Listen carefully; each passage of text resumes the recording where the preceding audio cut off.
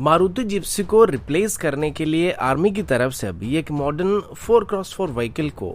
Army में शामिल करने का फैसला किया गया है।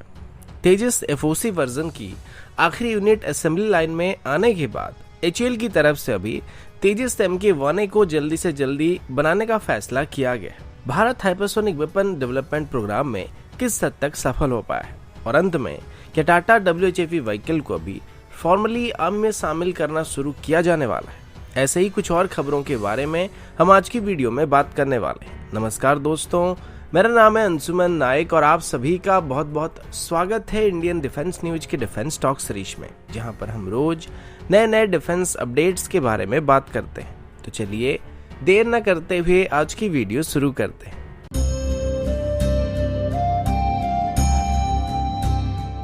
आज की पहली अपडेट इंडियन आर्मी की तरफ से है। आप सब जानते हैं कि अभी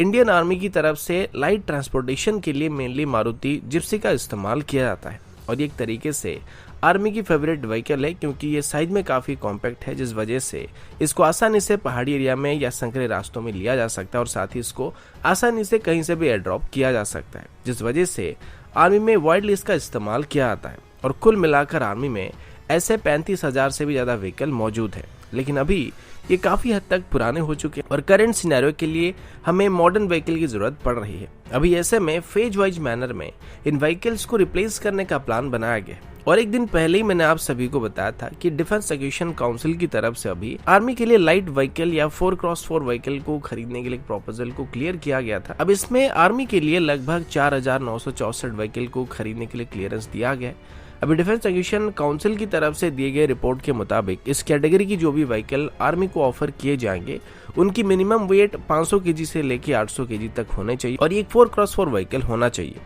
इसमें जितने भी व्हीकल खरीदे जाएंगे सभी के सभी सॉफ्ट टॉप वेरिएंट होने वाले, ताकि जरूरत पड़ने पर इनकी टॉप पर लाइट मशीन गन्स को या रिकॉयलर्स गन्स को इंस्टॉल किया जा सकेगा। इन व्हीकल्स को मेनली क्विक रिस्पांस टीम के द्वारा इस्तेमाल किया जाएगा। अभी मारुति जिप्सी की बात करें तो इसका वजन लगभग 985 kg के आसपास है और ये आर्मी का सबसे फेवरेट व्हीकल है, लेकिन वर्तमान की सेफ्टी रिक्वायरमेंट में ये कहीं ना कहीं फिट नहीं हो रहा था। लेकिन फिर भी 2018 में आर्मी को एडिशनल ऐसे व्हीकल को खरीदने के लिए क्लियरेंस दिया गया था, पर अभी मॉडर्न व्हीकल को इंडक्ट करने का प्लान बनाया जा रहा है। इसके अलावा पहले सुनने को मिला था कि आर्मी सफारी से जिप्सी को रिप्लेस करने वाला, लेकिन अभी ये क्लियर हो चुका है कि सफारी एक डिफरेंट कैटेगरी का व्हीकल है, जिसको आगे चल के जिप्सी को रिप्लेस करने के लिए इस्तेमाल नहीं किया जाएगा और आगे चल के भी इंडियन आर्मी में सफारी को इंडक्ट किया जाएगा। लेकिन जिप्सी को रिप्लेस करने के लिए अभी आर्मी की तरफ से एक डिफरेंट कैटेगरी की लाइट व्हीकल की तलाश किया जा रहा है।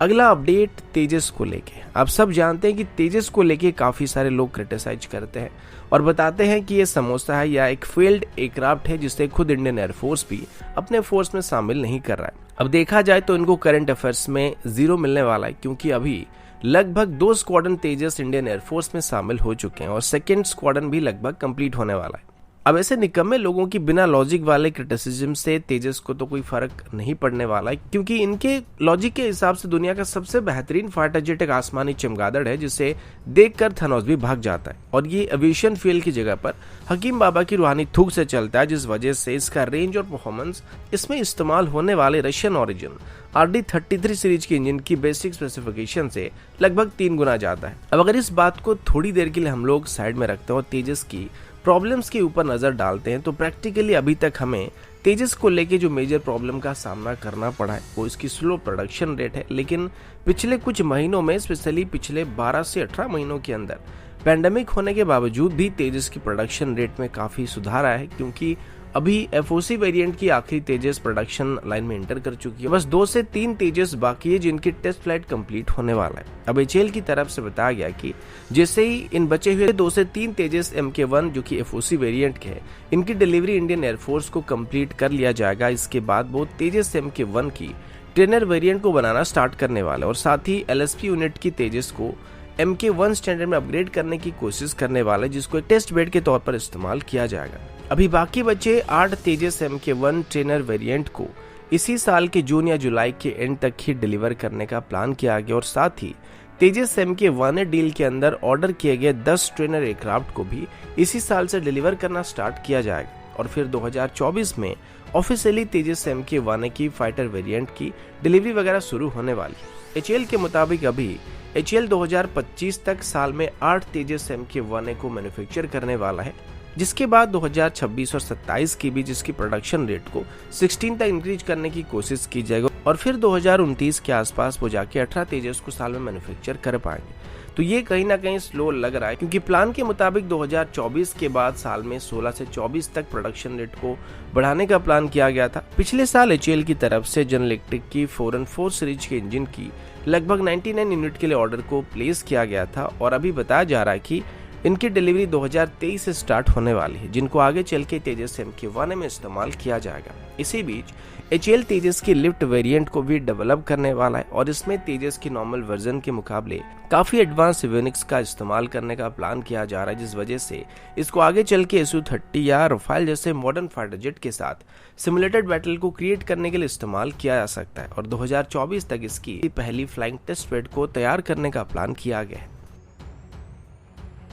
अगला अपडेट हाइपरसोनिक वेपन को लेके। अभी सभी मॉडर्न कंट्रीज सुपरसोनिक से हाइपरसोनिक वेपन की तरफ शिफ्ट हो रहे हैं और इसी बीच भारत भी अपने कंपटीटर्स के साथ मैच करने की कोशिश कर रहा है। अब भारत की हाइपरसोनिक वेपन डेवलपमेंट प्रोग्राम कुछ साल पहले स्टार्ट हो चुका था और लगभग 2 साल पहले ही भारत की तरफ से अपनी पहली हाइपरसोनिक टेक्नोलॉजी डेमोन्स्ट्रेटर व्हीकल का टेस्ट फ्लाइट को कंप्लीट किया गया था। इनिशियल ट्रायल के दौरान हाइपरसोनिक क्रूज व्हीकल को लगभग 25 सेकंड तक ही टेस्ट किया गया था। वैसे देखा जाए तो इसे हाइपरसोनिक मिसाइल डेवलपमेंट प्रोग्राम का फेज 1 कहा जा सकता है, जिसमें इनिशियली हाइपरसोनिक क्रूज मिसाइल को इनिशियल बूस्ट देने के लिए हम लोग अग्नि 1 सीरीज की मिसाइल की बूस्टर का इस्तेमाल कर रहे थे, जो कि एक 2 स्टेज का बूस्टर था। लेकिन अभी इसमें कुछ चेंजेस करने का फैसला किया गया और अभी इसमें अग्नि 1 की बूस्टर के बदले K4 सीरीज की मिसाइल की बूस्टर का इस्तेमाल करने का फैसला किया गया, जो कि काफी मॉडर्न और काफी पावरफुल बूस्टर है। ऐसा करने से हमारी हाइपरसोनिक वेपन की रेंज भी अभी थ्योरी के हिसाब से लगभग 3 से 4 गुना इंक्रीज होने वाला है। अभी तक K4 सीरीज में इस्तेमाल होने वाले लोअर स्टेज की बूस्टर्स को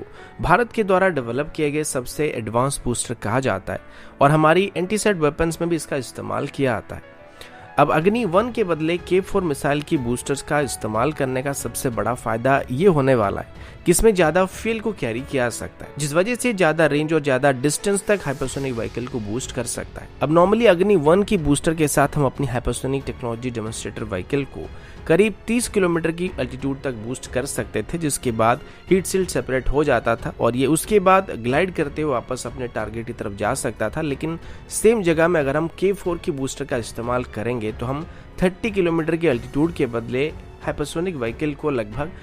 80 किलोमीटर से लेकर 95 किलोमीटर की एल्टीट्यूड तक इंजेक्ट कर सकते हैं, जिसके बाद ये ग्लाइड कर सकता है और इससे इसकी स्पीड और रेंज दोनों इंक्रीज होने वाले हैं। इसके अलावा भारत अभी एक हाइपरसोनिक ग्लाइड व्हीकल को भी डेवलप कर रहा है, जिसको 100 किलोमीटर से ज़्यादा ऊंचाई तक या अल्टीट्यूड तक इंजेक्ट करने का प्लान बनाया जा रहा है और इसके बाद इसकी स्ट्राइक रेंज लगभग 8000 किलोमीटर तक होने की बात की जा रही है। अभी उम्मीद है कि 2025 से 2026 के बीच भारत हाइपरसोनिक मिसाइल की प्रोडक्शन को भी स्टार्ट कर सकता है और भारत के हाइपरसोनिक वेपन डेवलपमेंट पहले के मुकाबले अभी काफी आगे निकल चुका है।